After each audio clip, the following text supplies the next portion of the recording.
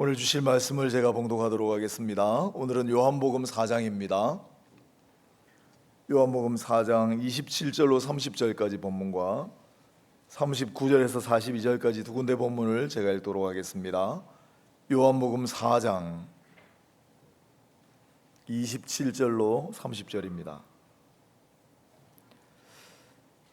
네, 목사님하고 제가 미리 교감한 게 없는데 마지막 말씀도 전도고 본문도 이번 주일에 제가 미리 준비한 말씀하고 똑같습니다. 이번 주일에 제가 요한복음 4장을 하려고 했는데 오늘 마지막 집회 말씀도 요한복음 4장입니다. 4장 27절로 30절까지 먼저 제가 읽겠습니다. 이때 제자들이 돌아와서 예수께서 여자와 말씀하시는 것을 이상히 여겼으나 무엇을 구하시나이까? 어찌하여 그와 말씀하시니까 나이까? 묻는 자가 없더라. 여자가 물동이를 버려두고 동네로 들어가서 사람들에게 이르되 내가 행한 모든 일을 내게 말한 사람을 와서 보라, 이는 그리스도가 아니냐 하니 그들이 동네에서 나와 예수께로 오더라. 39절입니다. 여자의 말이 내가 행한 모든 것을 그가 내게 말하였다 증언하므로 그 동네 중에 많은 사마리아인이 예수를 믿는지라.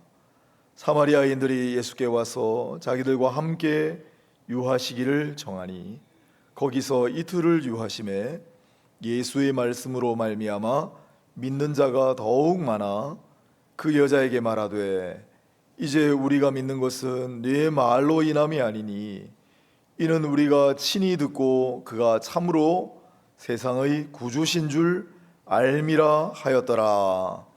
아멘. 제가 잠깐 기도하고 또 우리 같이 말씀 나누도록 하겠습니다.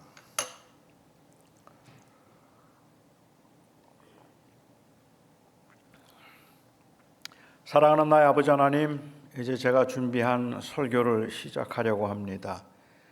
이 설교가 곧 하나님의 말씀은 아닐진데 제가 하나님의 말씀을 바르게 전함으로 이 설교가 하나님의 말씀이 되게 하여 주시옵소서.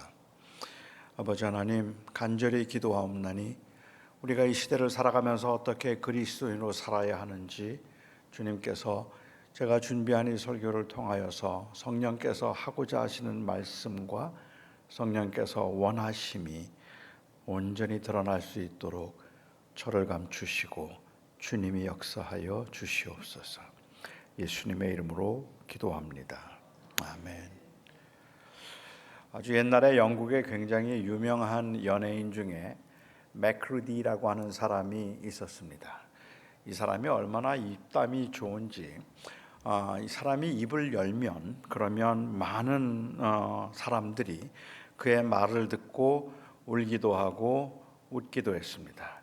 그래서 그를 추종하는 사람들이 굉장히 많았죠. 한 번은 어느 목사가 그를 찾아갔답니다. 그리고 그에게 조언을 구하면서 물었습니다. 당신에게 조언을 구하고 싶습니다. 당신은 사람들 앞에서 꾸며낸 이야기를 하고 나는 사람들 앞에서 진리를 말하고 있는데, 그런데 사람들이 당신의 말에는 열광하고 내 말에는 시큰둥한 이유가 도대체 뭐라고 생각하십니까? 라고 물었습니다. 그러자 맥크리디가 잠시 생각하더니 그가 대답하기를, 제 생각에는 나는 이 꾸며낸 이야기를 사실처럼 말하고 목사님은 사실을 꾸며낸 말처럼 말하기 때문에 사람들이 내 말에 더 열광하는 것 같습니다 라고 대답을 했다고 합니다. 사실을 알고 있는 사람에게는 그 사람이 사실을 말하는가 하는 것이 무엇보다도 중요하겠지만, 사실을 알지 못하는 사람에게는 그 말을 하는 사람이 진실로 그렇게 말하는가 하는 것이 더 중요할 수밖에 없습니다. 제가 생각하기에는 여기에 현대인들의 함정이 있다고 생각합니다. 절대를 믿지 않고 객관적인 사실보다는 주관적인 성향이나 취향에 더 비중을 두는 현대인들은 그것이 사실인가 아닌가 보다는 사실처럼 들리는가 하는데 더 비중을 둘 수밖에는 없죠. 그러니까 사실에 근거한 뉴스보다는 어쩌면 듣기에 귀가 솔깃한 그러한 가짜 뉴스에 더 관심을 가지기 쉽고, 성경을 정말 성경대로 바르게 가르치는가 하는 가르치려고 하는 그 설교보다는 내가 듣기에 좋은 그리고 마음에 와닿는 설교를 사람들은 더 선호합니다. 어차피 무엇이 진리이고 진실인가 하는 것에 대해서 별로 관심이 없거나, 아니면 그냥 불가지론적인 입장에서 어차피 아무도 그건 모른다고 생각하는 그러한 현대인들의 생각에서는 마음에 와닿는 이야기를 해주는 사람이 제일 좋은 거고, 그리고 또한 그럴듯하게 말해주는 사람의 말이 가장 솔깃한 법이기 때문에 그 말이 사실이 아닐지 모른다 생각하더라도, 그렇더라도 일단 내 마음에 드는 말을 사람들은 좋아하죠. 조금만 더 설명을 드리겠습니다.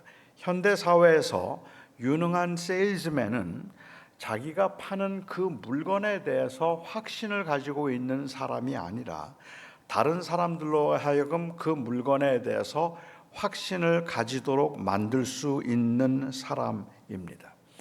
가령 샴푸 광고를 보면 그 광고 회사에서는 그 샴푸를 사용해서 머릿결이 굉장히 좋아진 사람을 하나의 사실적 증거로서 그 광고 모델을 선택하는 게 아니고, 머릿결이 굉장히 이 좋은 모델을 통해서 그냥 샴푸 광고를 하게 됩니다.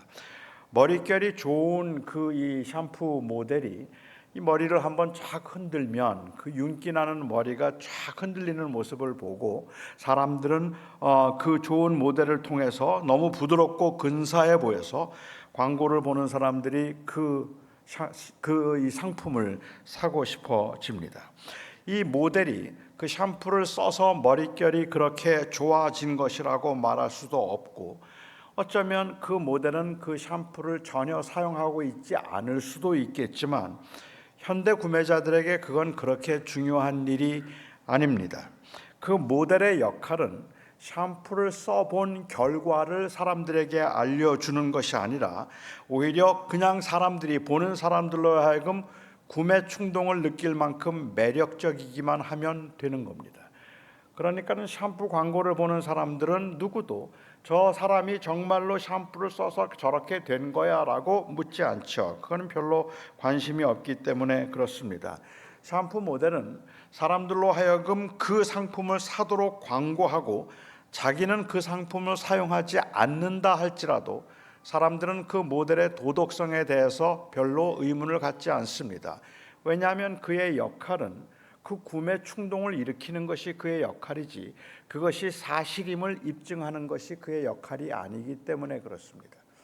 저는 이 홈쇼핑 이 채널을 거의 보는 적이 없는데요. 그런데 아주 오래전에 어쩌다 한번 제가 홈쇼핑 홈쇼핑 광고를 한번 본 적이 있었어요. 그때 그 광고에서 팔았던 물건이 이 조그만 휴대용 진공 청소기였습니다.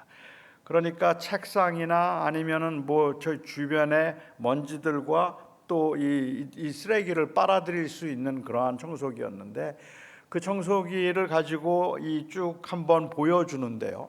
거기에 핀도 빨아들이고 종이도 빨아들이고, 그리고 그 주변을 깨끗하게 하는데, 저처럼 게으른 사람에게는 세상에 이것보다 좋은 게 없는 거예요.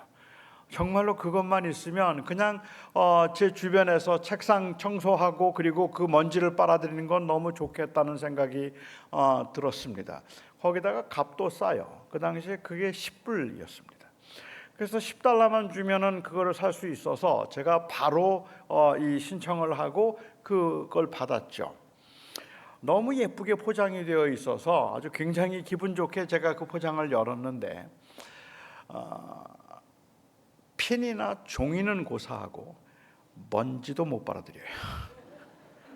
아무것도 빨아들이지 못하는 그야말로 그냥 쓸모없는 물건이었습니다.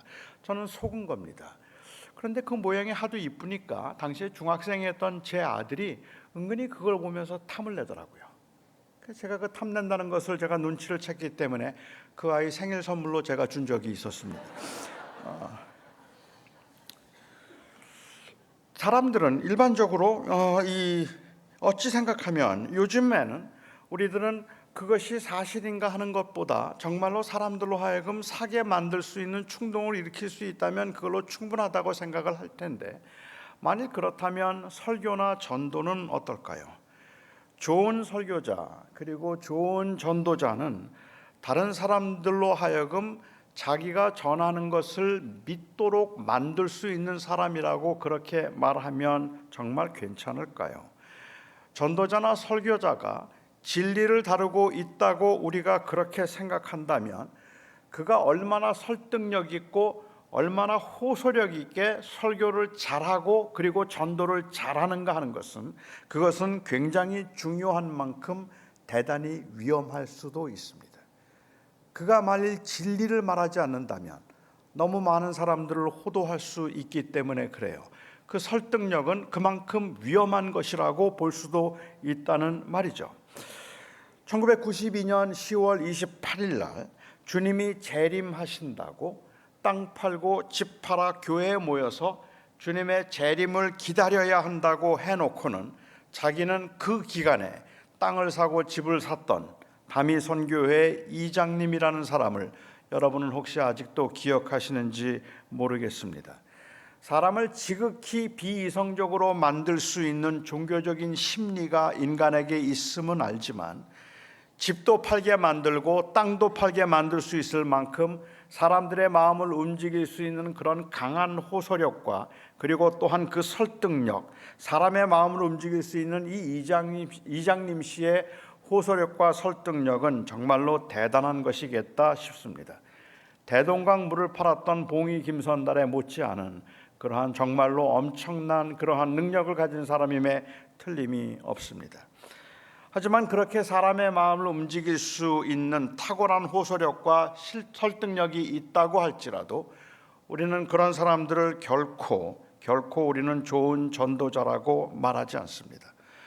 저는 저에게 그런 능력도, 그런 사람의 마음을 움직일 수 있는 그런 이 마음도 없지만 사람들로 하여금 자기의 땅을 팔고 집을 팔아서 교회에 헌신하도록 할 수 있는 그런 능력은 저에게는 없습니다. 제가 와서 잠깐 이야기를 나눠보니까 홍 목사님에게도 그 능력은 없어요.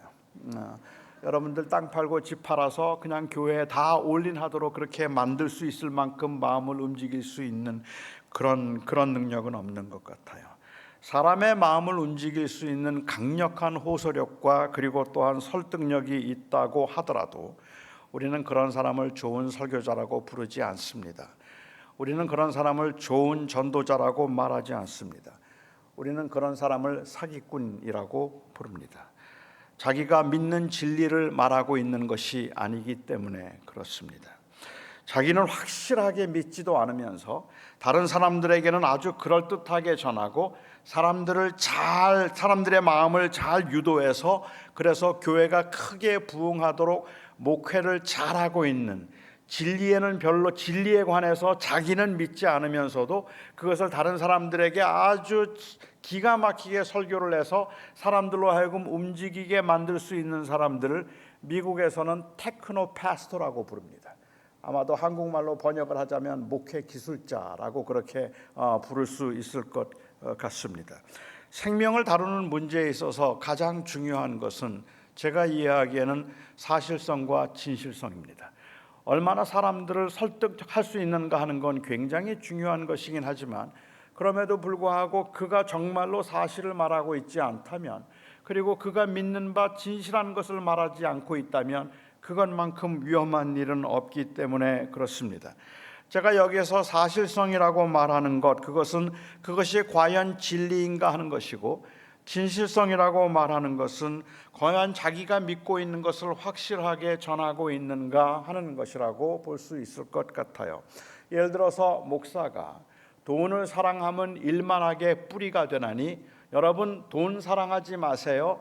돈을 사랑하며 살아가는 것, 그것은 하나님이 기뻐하시는 일이 아닙니다 라고 설교를 하고 자기는 돈을 끔찍하게 사랑한다면 그러면 그 목사는 그가 한 말은 사실이니까, 하나님이 하신 말씀이었고 사실이니까 사실성을 증거하기는 했지만, 하지만 그는 진실성이 결여된 사람이라고 말할 수 있을 겁니다. 사실을 말함에도 불구하고. 그 반대로 사람이 돈이 없으면 아무것도 할 수 없습니다. 돈이 인간의 행복을 가져다주는 수단입니다라고 그렇게 말하고 진심으로 돈을 사랑하는 목사가 있다면, 그렇다면 그는 사실이 아닌 것을 말하고 있기 때문에 사실성에는 결여가 되지만 정말로 자기가 믿는 대로 살고 있으니까 진실성은 인정할 수 있을 겁니다. 그러니까 그는 진실한 거죠. 그런데 문제는 사실이 아니라는 것입니다. 꽤 많은 경우에 목사들이, 어쩌면 저를 포함해서 우리 목사들이 항상 복음을 말하는 것 같고 진리를 말하는 것 같지만, 많은 사람들을 혼란스럽게 만드는 것은 그가 말하는 게 틀려서가 아니라 그 말한 대로 살지 않기 때문에, 그 진실성이 결여된다고 생각해서 아마도 사람들은 많이 혼란스러워하거나 실망을 하게 되는 경우도 있지 않을까 생각합니다. 저는 사마리아 여인이 주님과 대화를 나누는 중에 도대체 얼마나 주님의 말씀을 이해했는지 잘 모르겠습니다. 개인적으로 저는 사마리아 여인이 죄인이라고 생각하지는 않습니다. 5번을 이혼을 했으면 그 당시에 사람들에게 죄인 취급을 받았겠다 하는 생각이 들기는 하지만, 엄밀히 이 여인이 5번 이혼했기 때문에 죄인이라고 취급하는 것은 남성 중심적인 생각을 가지고 있기 때문에 그럴 겁니다. 그 사회이기 때문에 그럴 것이고, 그 당시의 사회적인 그 관행이나 관습을 보아서는 이 여인이 원한다고 이혼을 할 수 있는 게 아니고, 남성 중심의 사회라고 생각해 볼 때 이 여인이 5번 이혼했다는 말은 5번 이혼을 당했다는 말입니다. 그러니까는 5번 이혼을 당해서 그가 버림을 받은 적이 5번 있었다고 한다면, 그러면 어떤 이유에서든 간에 이 여인은 굉장히 많은 상처를 가지고 있는 여인이었고, 굉장히 많은 아픔을 가지고 힘들게 살았던 사람, 사람들을 피하며 사람들과 함께 교제하는 것도 두려워했던 여인임에 틀림이 없어 보입니다. 이 여인이 어떤 여인이었고 어떻게 주님을 만나게 되었는가에 관한 이야기는 제가 오늘 좀 생략을 하도록 하고, 오늘 이 사건의 뒷부분만을 좀 다루도록 그렇게 하겠습니다. 이 여인은 그 자기에게 물을 달라고 하는 이 낯선 남자와 대화를 나누는 중에 그가 선지자라는 생각이 들었습니다. 그가 선지자라고 생각할 수 있었던 이유는 이 낯선 남자가 자기의 과거를 알고 있었기 때문에 그렇습니다. 자기가 5번 이혼을 당했다는 것과 지금 살고 있는 남자도 남편이 아니라는 사실을 미리 알고 그렇게 말씀을 하시기 때문에 굉장히 놀랐죠. 그는 틀림없이 선지자임에 틀림이 없다고 생각했어요. 선지자라고 생각을 하고 나니까 종교적인 일에 관심을 갖기 시작하는 겁니다. 그래서 예수님에게 물었습니다. 예루살렘 유대인들은 예루살렘에서 예배를 하라고 하고, 사마리아 사람들은 이 에발산 그리심산에서 예배를 하라고 하는데 어디에서 예배를 해야 됩니까? 라고 물었습니다. 그러자 주님께서 대답하시기를, 이 산도 말고 저 산도 아니니 예배하는 자는 신령과 진정으로 예배할지니라. 하나님은 영이시니 신령과 진정으로 예배하라고 그렇게 말씀을 하셨어요. 이 여인이 정확하게 이해를 했는지는 모르겠지만 정말로 그 말씀이 그렇겠다는 생각이 들었습니다. 그래서 그는 말하기를, 메시아가 오시면 이 모든 것을 우리에게 알려주시지 않겠습니까? 라고 그렇게 말했습니다. 그때 주님께서 대답을 하셨어요. 내가 바로 그니라. 내가 메시아다. 그런데 예수님이 어떻게 메시아가 되시는지, 예수님이 어떻게 메시아가 되셔서 어떻게 사람들을 구원하실 것인지에 관해서 말씀도 하기 전에 예수님이 내가 메시아라고 그렇게 말씀하셨는데 제자들이 돌아왔단 말입니다. 제자들이 돌아와서 예수님께서 낯선 여인과 이 대화를 나누고 있는 것을 이상하게 여겼지만 아무도 묻지는 않았어요. 이 여인은 그런데 그 제자들이 돌아오고 나니까 더 이상 말을 할 수가 없었잖아요. 그래서 그는 갑자기 급하게 동네로 뛰어 들어갔습니다. 예수님과 대화를 나누는 중에 상당히 충격을 받았다고 생각할 수 있는데, 제가 갑자기 그리고 충격을 받았다고 생각하는 이유는 이 여인이 가지고 왔던 물동이를 내버려 둔 채 돌아갔다고 요한은 기록하고 있기 때문에 그렇습니다. 물동이를 내버려 둔 것이 이 세상 일에는 더 이상 관심을 갖지 않고 영적인 일에 관심을 갖게 되었다는 그러한 의미라고 해석하는 그것이 지나친 영해라고 저는 인정을 하지만 이 여인의 심정에 변화가 일어나는 것은 틀림이 없는 사실이라고 저는 그렇게 생각됩니다. 그리고는 그 여인이 그렇게 물동이를 버려둔 채 동네 마을로 들어가서 동네 사람들에게 말하기 시작했습니다. 내가 행한 모든 일을 다 알고 있는 사람을 만났는데 이 사람이 메시아인 것 같습니다 라고 이야기했어요. 이 여인이 말하고 있는 내가 행한 모든 것이 무엇입니까? 5번 이혼했다는 거 아닙니까? 그리고 또한 그 마음에 받았던 그 많은 상처들 아닙니까? 이 여인이 혼자 물을 길러 왔던 이유, 사람들을 피하고 사람들과 말을 섞고 싶어 하지 않고 사람들과 같이 교제하지 않으려고 했던 그 여인의 상처와 아픔을 가지고 있었던 이 여인이 자기가 먼저 찾아간 거예요. 그리고는 사람들에게 말을 하기 시작하는 겁니다. 내가 행한 모든 일, 그애가 숨기고 싶었고 감추고 싶었던 자기의 과거의 그 아픔들, 상처들, 이걸 다 알고 있는 사람을 만났습니다. 그런데 그가 메시아가 아니겠습니까? 불필요했을 수도 있지만 평생을 따라다녔던 이 죄책감, 상처와 그 아픔 때문에 사실은 외로웠고 사람들을 피해서 살아왔던 이 여인이 먼저 사람들을 찾아가서 말하기 시작하는 겁니다. 그리고 자기가 겪었던 자기의 삶을 다른 사람들과 같이 나누기 시작한 거죠. 39절을 보면 요한은 기록하기를 이 여인이 그렇게 말하며 많은 사람들이 믿었더라라고 그렇게 예수를 믿었다고 기록하고 있어요. 저는 이게 너무 신기하단 말입니다. 이게 신기하단 말입니다. 어떻게 사람들이 이렇게 쉽게 믿을 수 있죠?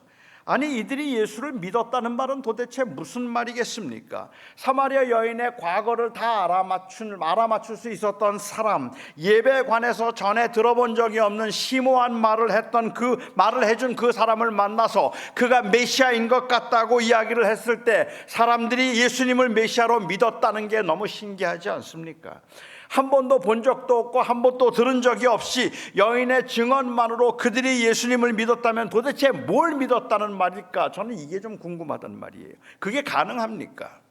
물론 성령께서 역사하시면 아주 강하게 역사하셔서 그들의 마음을 움직이셨다고 말한다면 저는 그건 부인하지 않겠습니다. 그래서 하나님을 믿게 되는 경우들 있을 테니까 말입니다. 아무도 전도하지 않았어도 성령께서 역사하시면 그 사람이 하나님을 믿게 되는 건 당연한 일일 테니까 저는 그거는 부인하지 않겠지만, 제가 짐작하기에 그 마을 사람들이 복음을 듣고 실제로 예수님을 믿게 된 것, 실제로 복음의 내용을 들어서 예수님이 하나님의 아들이고 예수님께서 오심으로 그가 바로 그 백성들이 기다리고 있던 바로 그 메시아라는 사실을 그들이 깨닫고 알게 된 것은 이 동네 사람들이 예수님을 초청해서 그에게 이틀 동안 강론을 들은 후일 겁니다. 그러니까 정말로 그가 믿게 된 것은 예수님의 말씀을 듣고 나서 믿었다는 말입니다. 그래서 요한은 나중에 증언하기를 거기에 이틀을 유하심에 예수의 말씀으로 말미암아 믿는 자가 더욱 많아졌더라라고 이야기를 했고, 마을 사람들이 이 여인을 찾아와서 말하기를 이제 우리가 믿는 것은 네 말로 인함이 아니니 우리가 친히 듣고 그가 참으로 구주이신 줄을 알았기 때문이다라고 이야기를 해요. 이건 그냥 단순히 남자들의 자존심 때문에 여인의 전도를 듣고 예수님을 믿었다고 말하는 게 자존심이 상해서 이 말을 하고 있는 건 아니잖아요. 그들이 하고 있는 말은 우리가 진짜로 예수님을 실제로 믿게 된 것은 예수님의 말씀을 직접 듣고 믿게 된 것이지 너의 말 때문에 믿게 된 것은 아니라는 이야기를 하고 있는 것은, 이 여인은 적어도 복음의 내용을 그 동네 사람들에게 전도하지는 못했다는 거예요. 전하지 못했잖아요. 예수님이 하나님의 아들이라는 것, 예수님이 메시아라는 것, 그를 믿어야 구원을 받는다는 것, 그런 이야기를 그가 했겠습니까? 아니죠. 그런 얘기를 할 겨를도 없었다고 저는 생각을 합니다. 그들은 여자의 말을 믿었던 것이 아니라 예수님을 직접 만남으로 복음을 믿었고 복음을 들었다면, 그렇다면 처음 단계에서 사마리아 여인이 예수님을 소개했을 때 그들이 예수님을 믿었다는 말은 결국은 그 여인의 말을 믿었다는 말입니다. 바꿔 말씀드리면 이 여인의 말이 진실성을 믿었다는 말입니다. 사실성은 예수님을 만나서 확인을 했겠지만, 그렇지만 이 여인이 진짜구나, 뭔가 변했네, 뭔가 달라졌네 하는 것을 그들이 알게 되었다는 이야기죠. 제가 주목해 보고 싶은 것은 바로 이 마을 사람들을 예수님께로 인도할 수 있었던 이 여인의 변화입니다. 이미 말씀드렸던 것처럼 5번 이혼을 당하고 사람을 만나는 게 부담스러워서 낮에 아무도 없을 때 홀로 물을 길러 와야 했다면 이 여인은 굉장히 깊은 상처와 아픔을 가지고 있었던 여인이었습니다. 어쩌면 스스로 택한 외로움의 길이었다고 말할 수도 있을 것 같아요. 본문에서는 직접 말하지 않고 있지만 제가 행간을 좀 짐작해서 여러분들에게 이 이야기를 각색해 보도록 하겠습니다. 아마도 마을 사람들은 이 여인의 이런 모습을 한 번도 본 적이 없었을 겁니다. 사람들에게 속기도 하고 배신과 미움을 당하면서 버겁게 살다 보면 사는 게 재미가 없어집니다. 웃음을 잃어버리게 되죠. 아니 기쁨도 없어요. 모든 게 다 귀찮고 모든 게 다 시큰둥해지는 겁니다. 사는 게 너무 고달프다 보면, 그리고 사람들에게 이리저리 치이면서 힘들고 버겁게 인생을 살다 보면, 그러면 웃음도 잃어버리고 눈물도 메마르고, 그리고 하고 싶은 일도 아무것도 관심이 없어지는 법입니다. 그랬던 그 여인인데, 그야말로 그냥 보기에도 그랬던 그 여인인데, 이 여인이 물동이를 버려둔 채 마을로 뛰어들어오는 겁니다. 흥분한 모습을 하고 마을로 뛰어들어오는 겁니다. 그리고는 먼저 사람들을 찾아가서 그 사람들에게 말을 하는 겁니다. 내가 메시아를 만난 것 같다고, 내가 누구를 만났는데 그가 메시아인 것 같다고, 그가 내 모든 일을 다 알고 있었다고 흥분해서 말하기 시작하는 겁니다. 얼굴은 상기되어 있었고, 그리고 또한 목소리에는 그 흥분함이 역력했습니다. 그동안의 그 삶의 힘든 여정에 사실도 사실이 아닌 것처럼 말하던, 영혼 없지 말하던 이 여인이 남들이 보지 못한 기가 막힌 것을 마치 자기 혼자 본 것처럼 들떠서 흥분해서 조금 전에 경험했던 그 일을 말하고 있는 겁니다. 이 여인이 이랬던 적은 한 번도 없었습니다. 적어도 동네 사람들이 보기에 이 여인이 이렇게 흥분하고 이렇게 흥분해서 이렇게 말하고 그야말로 감동과 감격으로 그 동네 사람들을 직접 찾아온 적은 아직까지 한 번도 없었단 말입니다. 이 여인은 자기가 듣고 본 것을 너무 사실처럼 말하기 때문에 그 여인이 없는 이야기를 꾸며서 말하고 있다고 생각하지 않았고, 자기의 유익과 자기의 편리를 위해서 그냥 말을 적당히 만들어서 사람들을 이용하려고 한다고 생각하지 않았고, 정말 특별한 사람이 왔는가 보다 싶어서 동네 사람들이 모두 다 우물가로 뛰어갔던 겁니다. 그리고 평소에 편견을 가지고 있던 사람이라고 할지라도 그 여인의 그 모습을 보면서 뭔가 틀림없이 봤구나 하는 생각 때문에, 그들이 그 진실을 느꼈기 때문에 우물가로 그들은 갈 수 있었던 거죠. 아직 그 여인이 한 말이 사실인지 확인이 되지는 않았지만, 정말로 그가 메시아인가 하는 것을 아직까지는 들어보지는 못했지만, 사람들의 마음을 움직여서 주님께 나아갈 수 있도록 했던 것은 바로 그 여인의 말과 행동에서 느껴지는 진실함이었습니다. 저는 여인이 할 수 있는 일은 거기까지였다고 생각합니다. 그리고 이것이 바로 전도자의 사명이라고 저는 생각합니다. 이 여인에게는 동네 사람들에게 내가 만난 예수님이 하나님의 아들이고 메시아라는 것을 증명할 책임이 없었습니다. 아니, 그에게는 그렇게 할 수 있는 능력도 그에게는 없었습니다. 그들이 신자가 된 것은 결국 예수님을 직접 만나고 나서였지만, 그 만남을 위해서 사람들의 마음을 움직여서 예수님께로 찾아가도록 만들었던 것은 이 여인이 한 말의 사실성 여부가 아니라 이 여인이 이 말을 하고 있는 이 여인의 진실성이었습니다. 그는 정말로 주님을 만난 겁니다. 누군가를 만난 겁니다. 그리고 그는 정말로 변한 것입니다. 저는 신천지가 사입이라고 확신합니다. 저는 여호와의 증인들이 성경의 가르침을 아주 심각하게 왜곡했다고 저는 분명하게 믿습니다. 하지만 저는 신천지가 두렵습니다. 저는 여호와의 증인들이 무섭습니다. 그 이유는 그들은 분명히 틀린 것임에도 불구하고 사실이 아닌 것을 사실인 것처럼 확신에 차서 진실하게 말하는 것이 무섭단 말입니다. 그것이 사람들의 마음을 움직일 수 있다고 생각하기 때문에. 저는 개혁주의 신학이 가장 성경적이라고 확신합니다.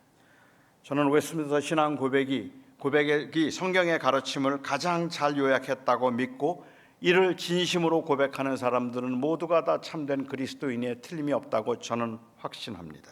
하지만 이 분명한 사실을 사실이 아닌 것처럼 무기력하게 영혼 없이 말하고 있는 것이 두렵고, 그 사실에 대한 그 고백이 삶을 바꿀 만큼 그렇게 영향력이 없다는 사실이 저를 두렵게 만듭니다.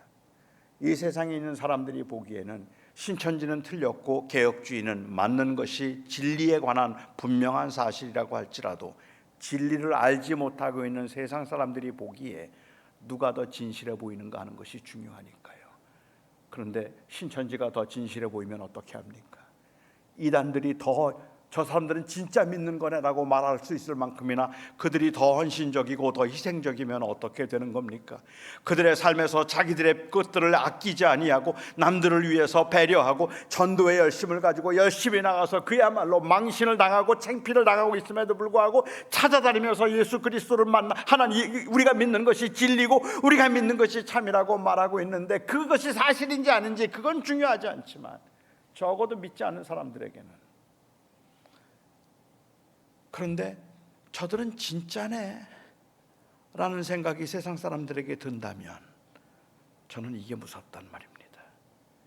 기독교인들은 진리를 안다고 말하는데 우리는 틀림없이 우리가 가장 확실하게 진리를 알고 있는데, 그래서 우리는 예수 그리스도가 누구이신지 정확하게 설명도 할 수 있고, 예수 그리스도가 어떻게 우리의 구주가 되셨고, 어떻게 예수 그리스도가 나의 주님이 되셨고, 예수 그리스도가 십자가에 못 박혀 죽으심으로 나의 허물과 죄를 용서하셔서 이제는 이 땅에 살아가는 동안에 내가 살아가는 삶의 유일한 기쁨은 영원한 하나님 나라에 대한 소망이며, 이 땅에 사는 동안에 세상에 있는 것들에 내가 집착하지 아니하고 오직 하나님의 나라를 바라보며 하나님의 나라로 인해서 내가 만족하며 살아가고 있다는 그 고백이 있는데, 그런데 그 고백을 밑받침할 만한 삶은 너무 세상적이고 너무 세속적이고 너무 자기중심적인 그러한 삶을 본다면, 그래서 사실을 알지 못하는 그들이 보기에는 그게 사실인지 아닌지는 모르겠는데 기독교인들은 적어도 진실하지는 않네, 이러면 저는 이게 두렵단 말입니다.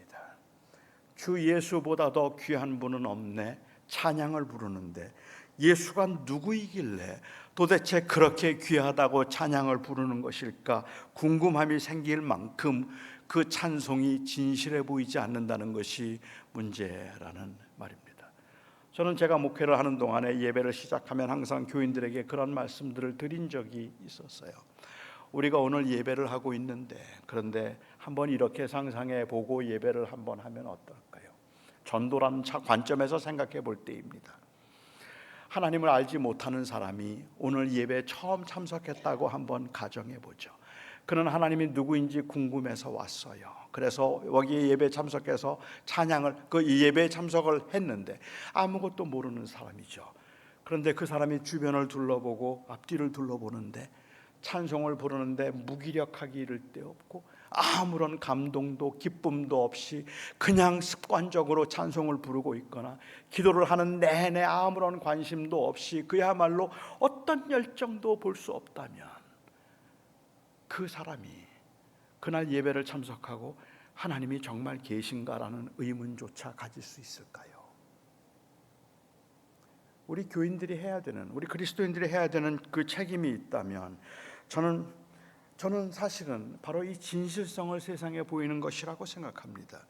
예수 이야기를 하는데도 눈이 빛나지 않고 아무런 중요한 대화를 중요하지 않은 대화를 나누는 것처럼 말합니다.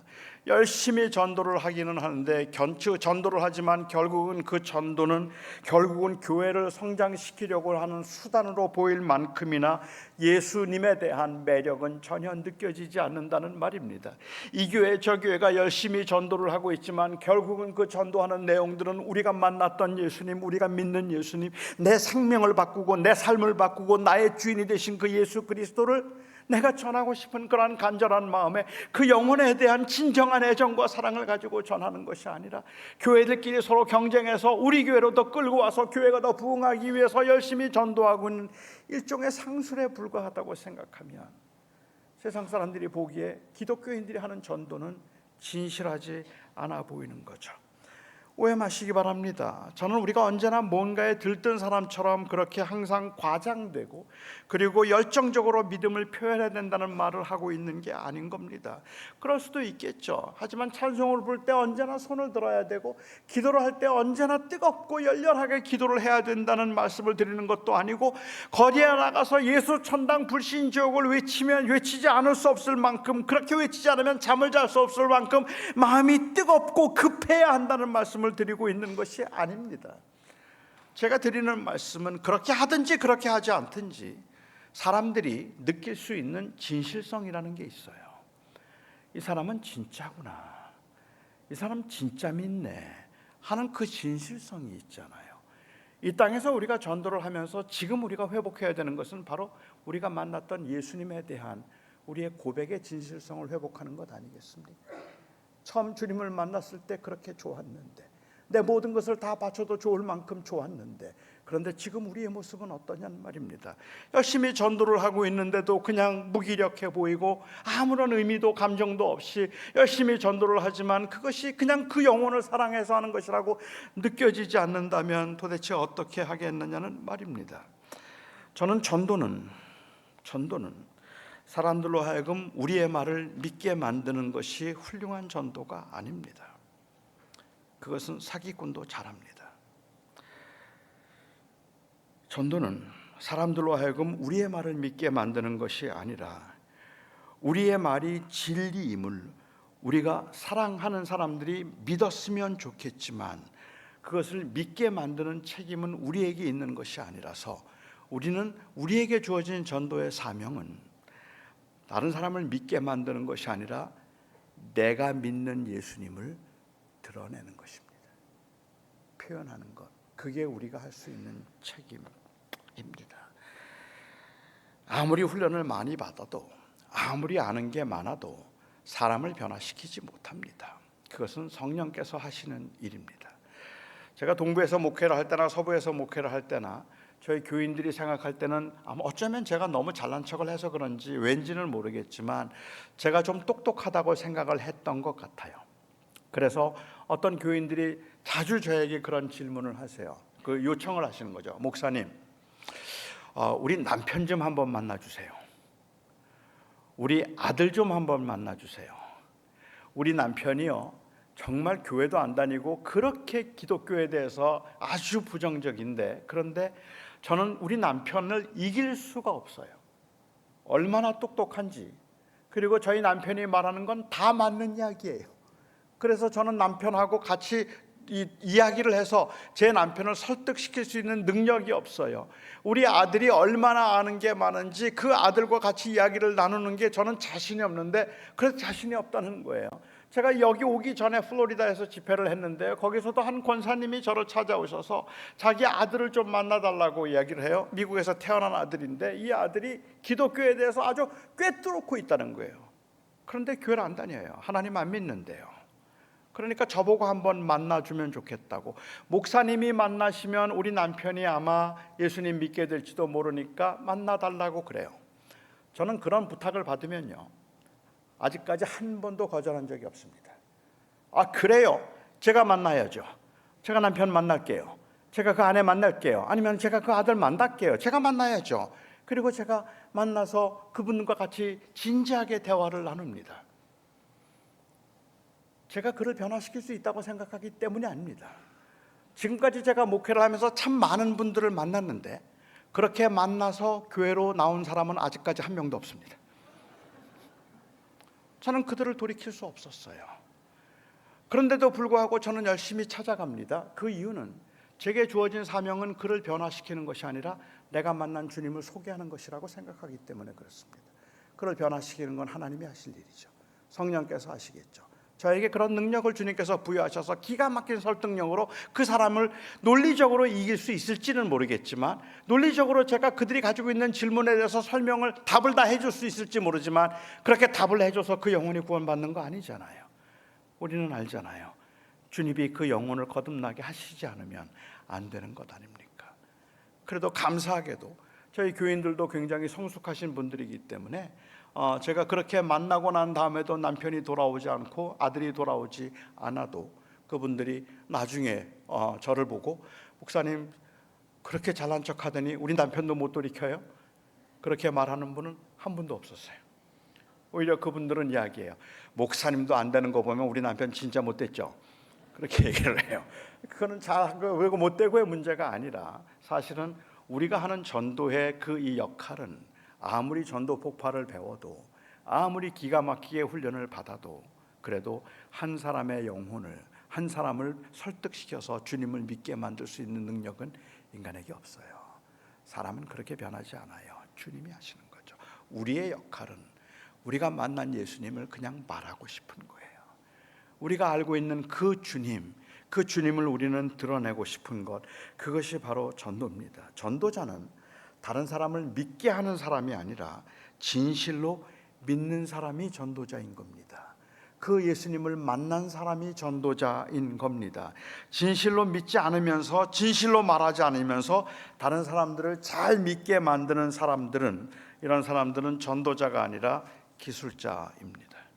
그냥 전도를 잘하는 기술자라고 저는 생각합니다. 그렇다면 오늘날 우리 교회의 문제는 도대체 무엇일까 한번 생각해 보고 싶습니다. 저는 오늘날 교회의 문제는 전도의 기술이 부족해서, 다시 말하면 다른 사람들을 설득시킬 만한 그러한 신학적인 지식이나 능력이 부족함에 있지 않다고 생각합니다. 오히려 제가 생각할 때 현대 교회의 문제는 진실하지 못함에 있다고 생각합니다. 믿는 대로 살아내려고 하거나 그 만난 예수님에 대한 그 감동과 감격이 없기 때문에 그럴지도 모른다는 것이죠. 우리가 정작 회복해야 되는 것은 따라서 결국은 우리가 가지고 있는 이 고백의 진실성이라고 저는 생각합니다.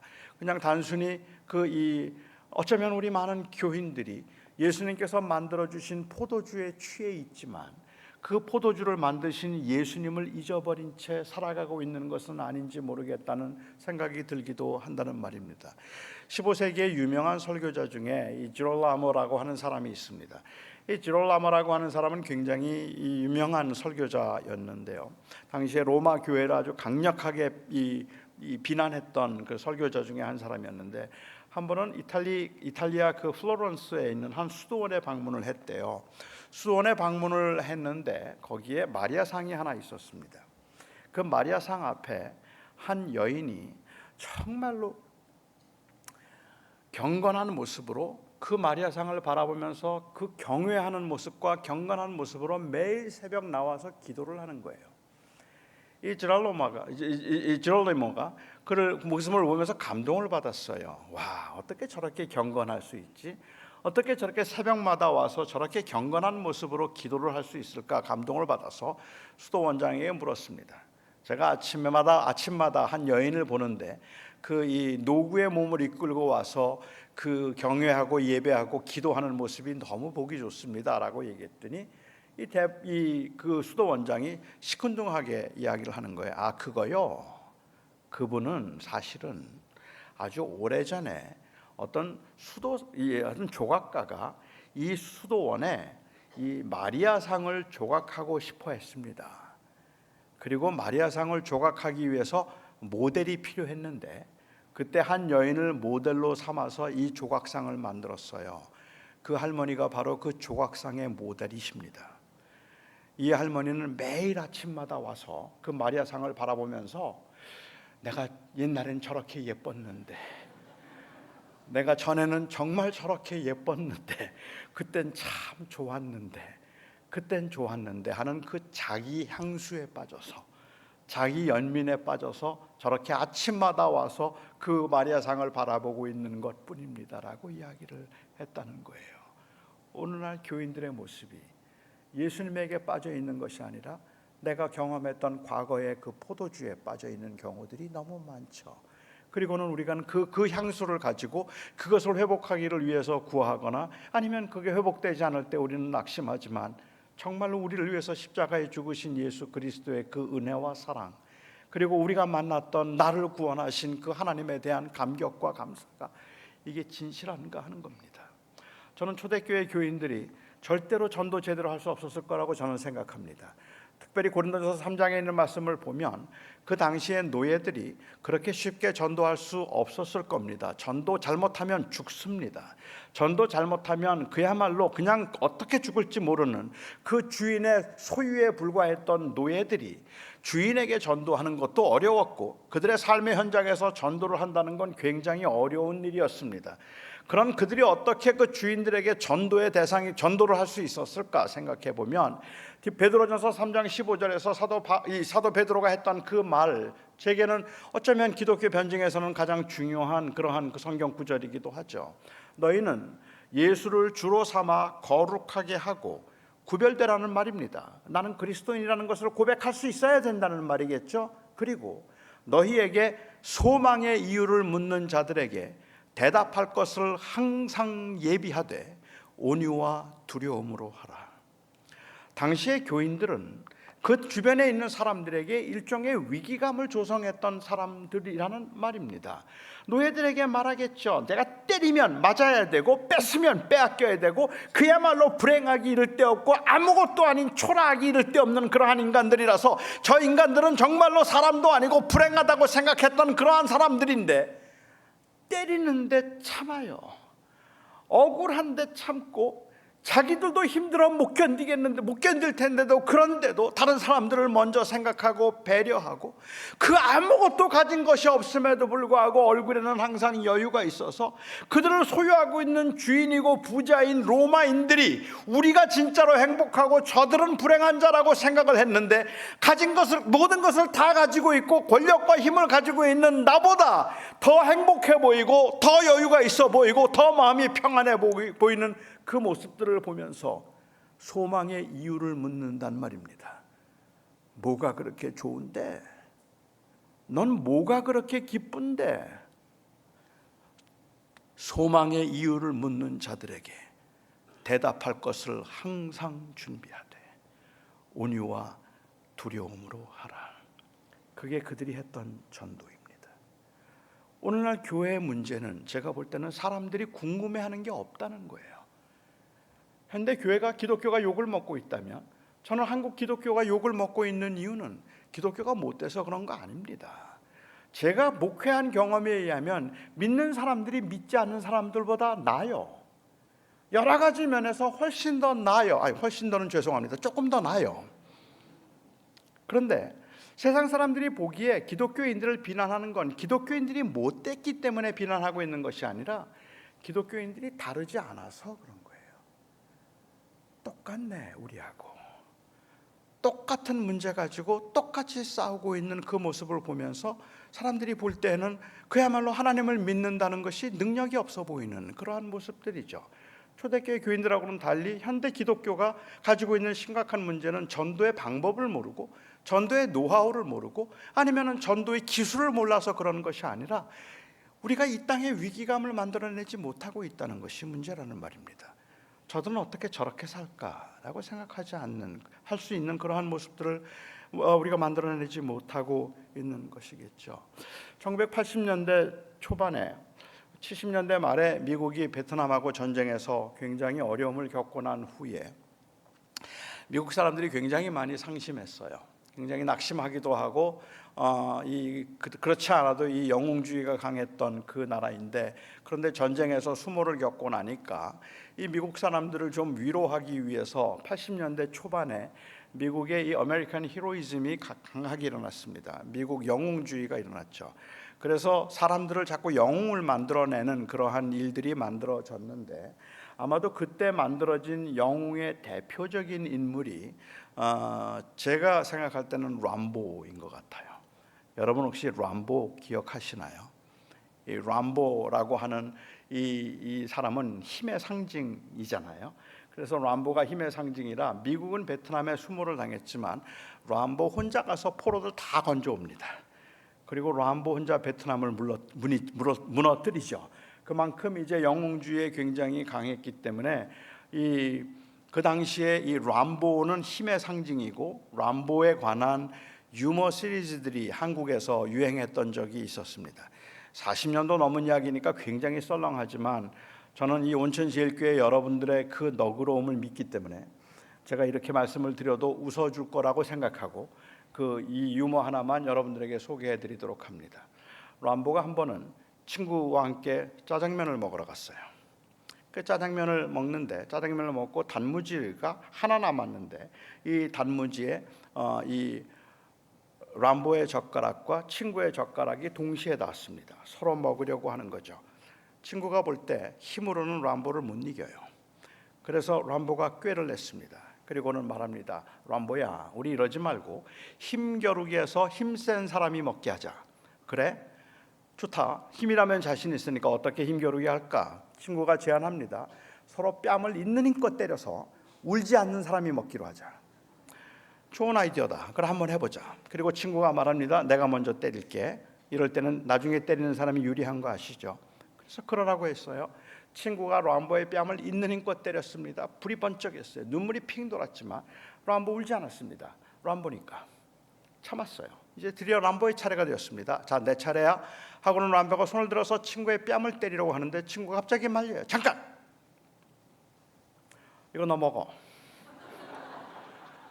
그리고는 큰 소리로 말합니다. 아저씨, 여기 단무지 한 그릇 더 주세요. 말도 안 되는 얘기잖아요. 그런데 이 모습이, 말도 안 되는 이 이야기가 오늘날 교회 현실인 거 아세요? 전능하신 하나님을 믿는다고 말하고 영원한 나라에 소망을 두고 살아간다고 말하고, 그리고 그 하나님 때문에 그 그리스도께서 나를 위해서 죽으심으로 인하여서 그 그리스도 때문에 나에게는 새로운 생명이 있다고 말하고 있는데, 세상에서는 단무지 하나도 뺏기지 않으려고 세상 사람들하고 치열하게 싸움을 하면서 하나님 저 단무지 좀 뺏어주세요, 내가 먹게 해주세요 라고 외치고 있는 그 모습이 세상 사람들이 보기에는 똑같은 거잖아요. 똑같네 말하는 거죠. 예수님께서 말씀하시기를 너희는 돼지에게 진주를 던지지 말며 개에게 거룩한 것을 주지 말라라고 말씀하셨습니다. 돼지에게 진주를 던지지 말고 개에게 거룩한 것을 주지 말라는 말씀을 꽤 많은 경우에 이것을 영적인 분별력에 관한 말씀으로 이해를 하기도 합니다. 그렇게 영적인 분별력으로 이해를 하면, 그러면 돼지가 누구인가를 잘 분별해야 되는 거예요. 돼지에게는 진주를 던지면 안 되는 거니까 누가 개일까 누가 돼지일까를 잘 분별해야 돼서 그 소중한 것이 그들에게는 더 가지 않도록, 그래서 그 복음이 수모를 당하지 않도록 해야 된다는 의미로 종종 이해를 했던 것 같아요. 그런데 정말로 그게 맞는 말일까요? 돼지에게는 진주를 던지지 말라는 말씀이 영적으로 돼지를 잘 구별해야 된다는 그러한 말씀일까요? 저는 제가 초등학교 5학년 때 교회를 처음 나갔습니다. 제 평생에 처음 나갔는데 교회가 세상 재미있었습니다. 너무너무 교회가 좋아서 저는 그 교회에 수요일도 나가고 금요일도 나가고 토요일도 나가고 주일도 나갔어요. 아무것도 몰랐지만 그냥 교회가 재밌어서 매일 교회를 다녔는데, 거의 매일 다니다시피 했는데, 제가 초등학교 6학년 때 1년도 채 안 돼서 교회에서 쫓겨났습니다. 사모님께서 저를 찾아오셔서 다시는 교회 나오지 말라고 해서, 그래서 저는 그날로 교회를 떠나야 했습니다. 지금은 사모님이 왜 그러셨는지 이해가 조금 되지만 그 당시에는 물론 이해가 안 됐죠. 사모님이 그렇게 화가 나셔서 저를 교회에서 쫓아내신 이유는 제가 목사님 아들을 때렸어요.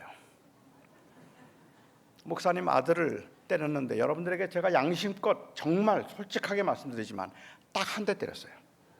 많이 때리지는 않았어요. 하도 얄밉게 굴길래 그냥 딱 한 대 때렸는데, 그런데 이가 부러졌어요. 학교에 가던 이 아들이 피를 철철 흘리면서 이가 부러져서 집에 들어오니까 사모님이 얼마나 놀라셨겠어요. 그래서 사모님이 너무 놀라셔서 학교로 저를 찾아오신 거예요. 그리고는 도대체 무슨 일이냐, 왜 우리 아들을 때렸느냐고 그렇게 묻고 있는데, 내가 잘못했습니다, 정말로 잘못했습니다라고 용서를 구해야도 마땅치 않은 판에 제가 계속해서 우기면서 걘 좀 맞아야 된다고, 걔가 못된 짓을 하고 얄밉게 굴어서 하는 건데 난 잘못한 게 없다고, 걔가 좀 맞아야 되는 애라고 제가 하도 그렇게 이야기를 하고 우기니까 사모님이 너무 화가 나셔서 너 이제부터 교회 나오지 마 그러시더라고요.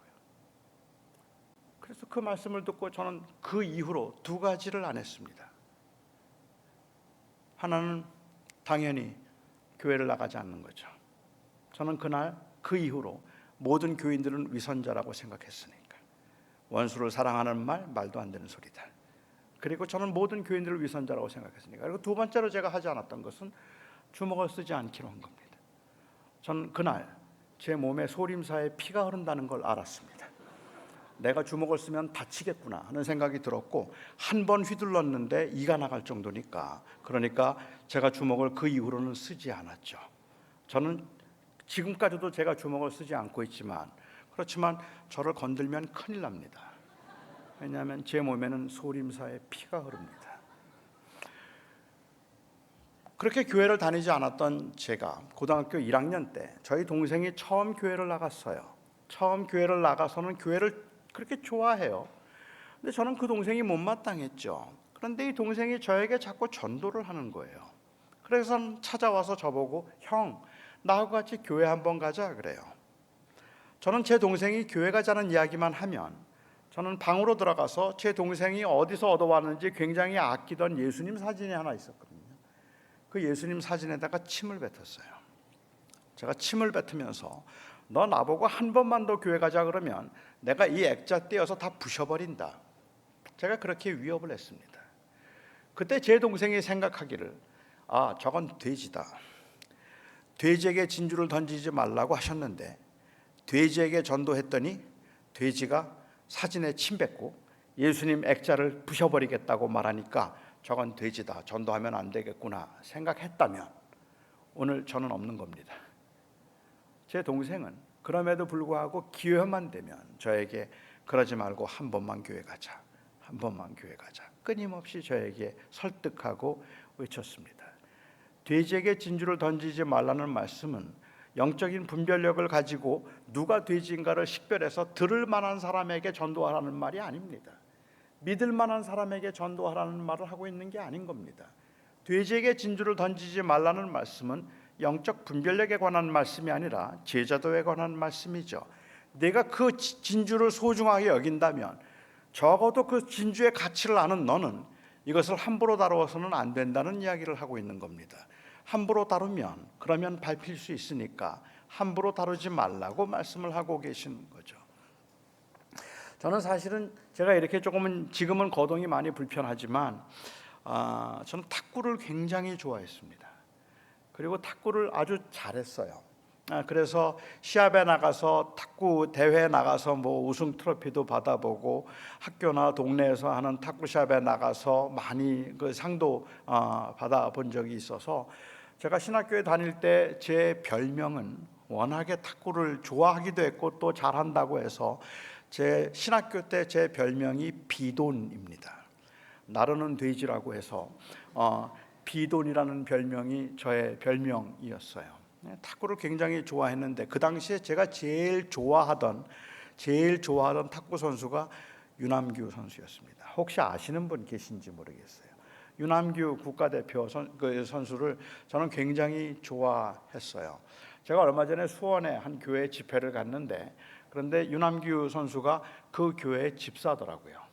그러니까 제가 그 유남규 선수한테 당신 내가 진짜 학생 때부터 팬이었다, 신학교 때도 팬이었다고 그렇게 얘기를 하고 혹시 사용하던 라켓 하나만 좀 달라 그랬더니 안 줬어요. 안 줘서 지금은 이제 팬이 아닙니다. 그런데 예를 들어서 가령 제가 지금 예를 들어서 안 줬지만 줬다고 한번 가정해 보죠. 제가 그 유남규 선수를 너무 좋아한다고 이야기를 하고 그리고 탁구를 워낙에 좋아한다 그러니까 유남규 선수가 자기가 사용하던 라켓을 저에게 선물로 준 거예요. 저는 그 선물을 받아들고 이게 너무너무 기쁜 게 꿈인가 싶을 만큼이나 기뻐요.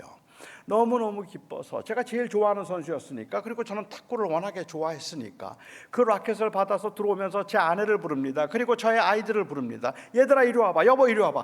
이거 뭔지 알아? 이거 유남규 선수가 사용하던 라켓이야. 이건 돈 주고 못 사. 이게 얼마나 값진 건지 몰라. 이거는 정말로 돈 주고도 못 사는 귀한 건데 유남규 선수가 나한테 공짜로 그냥 줬다? 이거 진짜 귀한 거야.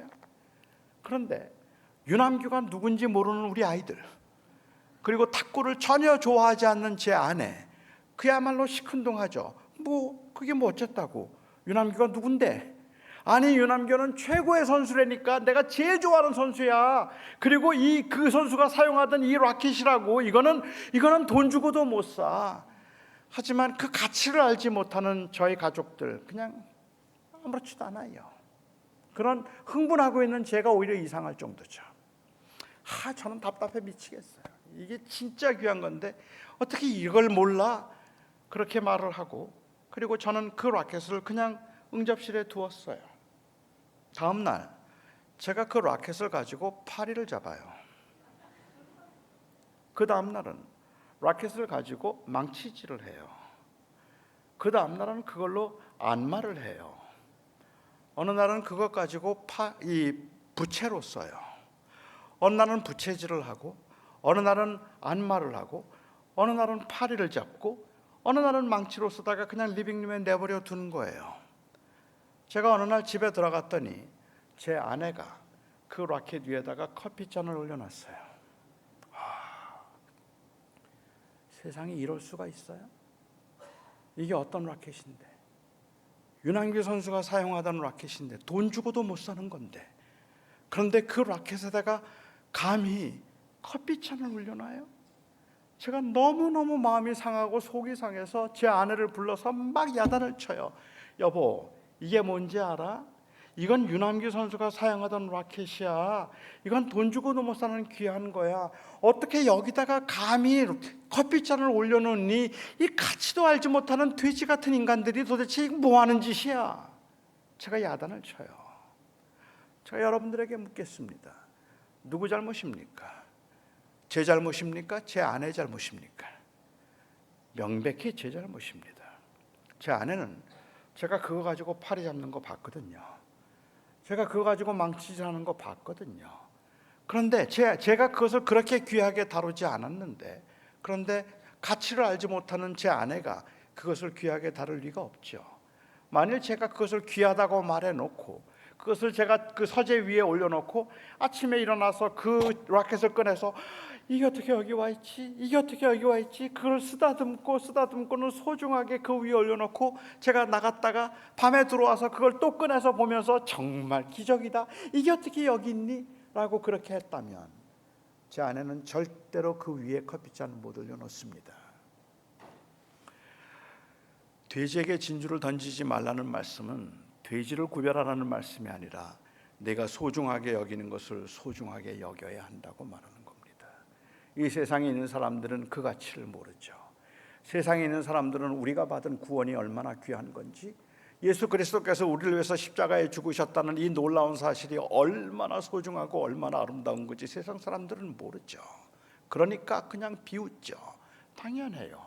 하지만 그들이 그렇게 비웃고 조롱하고 비웃고 조롱하고 무시하지만, 그러나 기독교인들이 진실함으로 그 가치를 소중하게 여기며 세상에서 살아간다면, 어려운 일을 당하고 있는데도 낙심하지 아니하고, 환난 중에 있음에도 불구하고 우리가 오히려 기뻐하려고 하고, 나도 아무것도 없는데도 불구하고 다른 사람들과 나누려고 하고, 그리스도의 은혜와 사랑 때문에 예배하는데 얼굴에는 그야말로 전에는 볼 수 없었던 그러한 감격과 위로가 있었고, 다른 사람들 찾아가서 내가 만난 이 예수, 나를 구원하신 이 예수를 전하고 싶은 간절한 마음과 소개하고 싶은 간절한 마음 때문에 글쎄 한 번만 믿어보라고, 너무너무 좋다니까 그렇게 말하고 있는 그 절실함과 간절함이, 그 진실함이 느껴질 수 있으면 그게 굉장히 귀한 것보다 말하겠죠.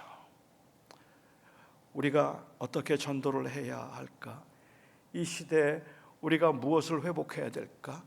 저는 그냥 전도의 방법을 이야기하는 것도 좋겠고, 전도의 과정에서 사형리를 배우고, 그리고 철저하게 다른 사람들을 완전히 설득시킬 수 있을 만큼이나 탁월한 그러한 지적인 능력을 갖추는 것도 필요하겠다고 생각은 하겠지만, 우리에게 있어서 전도를 말하면 정말 중요한 것은 내가 사랑하고 내가 믿는 그 예수님, 나로 하여금 어떤 것과도 바꿀 수 없게 만드는 그 소중한 나의 주님, 내가 그 주님을 알기에 이 주님을 전하고 싶습니다. 말하고 싶습니다. 소개하고 싶습니다. 그 마음, 그 진실함이죠. 특별히 이 시대에는 우리가 얼마나 사실적으로 사실을 말하는가 하는 것보다 우리가 알고 있는 사실을 얼마나 진실하게 말하는가를 세상 사람들은 지금 지켜보고 있는 겁니다. 내가 말하는 거 진짜야? 묻고 있는 거죠. 우리가 그것을 보여주는 것이 전도의 회복입니다. 따라서 저는 어떻게 전도할 것이냐 묻는다면 아마 이 시대에는 이제 이 특별히 포스트 모던 시대에 사실성보다는 진실성을 더 중요하게 생각하고 어차피 객관적인 진리나 사실은 없다고 생각해서 주관적인 성향과 그리고 취향에 따라서 그냥 선호도를 따라가고 있는 이 시대에 교회가 진정으로 전도를 위해서 회복해야 되는 것이 있다면 적어도 우리가 전하고 말하고 믿고 있는 바에 대해서 우리는 얼마나 진실한가를 보여주어야 한다고 생각합니다. 그 진실함을 회복하는 것이 이 시대에 전도를 가능하게 만드는 방법일 것이고, 이 사마리아 여인의 경우에 있어서는 정말로 주님을 얼마나 알았겠어요. 무슨 훈련을 받았겠어요. 그런데 사람들로 하여금 그 사람들로 하여금 예수님을 찾아서 보려고 우물가까지 나오게 만들었던 그것은 바로 그가 만났던 주님에 대한 진실함 때문이었습니다. 저 여인이 변했다. 한 번도 그런 적이 없었던 저가 왜 저렇게 흥분하지? 누굴 만났을까? 저는 이 궁금증을 만들어낼 수 있을 만큼 교회가 이제 그리스도에게 취했으면 좋겠습니다. 포도주에 취하지 않고 그리스도에게 빠져서 예수님이 나의 생명이고 예수님만 말하고 싶고 예수님만 노래하고 싶고 예수님만 사랑하고 싶고 그 예수님 때문에 내가 삽니다라고 고백하는 그 고백이 우리 안에서 진실로 자리를 잡으면 그것이 전도가 될 것입니다. 기도하겠습니다. 자비로우신 나의 아버지 하나님, 예수 그리스도께서 저희를 찾아오셔서 저를 찾아오셔서 저를 만나주셔서 너무 감사합니다. 돌이켜보면 제가 이 세상에서 성취했다고 생각하는 그 어떤 것과도 비교할 수 없는 감동과 그리고 또한 그 절대적인 은혜가 그리스도를 만남으로 인하여 저에게 주어졌는데, 아버지 하나님, 세상에서 살면서 이런저런 이유로 유혹을 받고 흔들리기도 하면서 꽤 많은 때에 제가 만났던 주님을 놓치는 때가 너무 많았음을 고백합니다.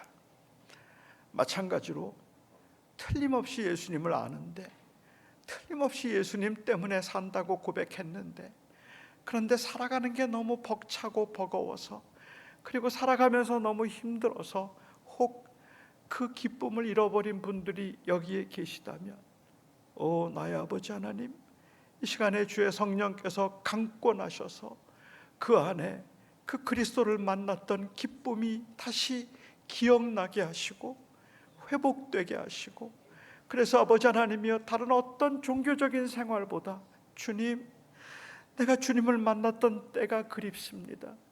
그 주님의 은혜가 귀하고 소중해서 감사해서 주님 앞에 찬양하며 주님 정말 밤이 새도록 기도해도 밤이 새도록 찬송해도 피곤한 줄 모르고 그냥 좋았던 그 주님을 만났던 그 아름다운 시간들이 제 안에 다시 회복될 수 있기를 간절히 바란다는 그 기도가 우리 안에 있게 하여 주시옵소서.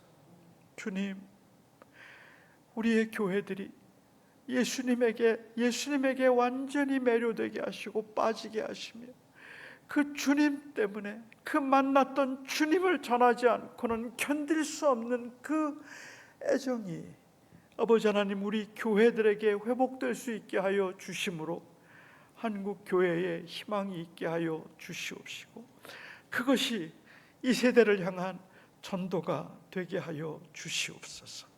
예수님의 이름으로 간절히 기도하옵나이다. 아멘.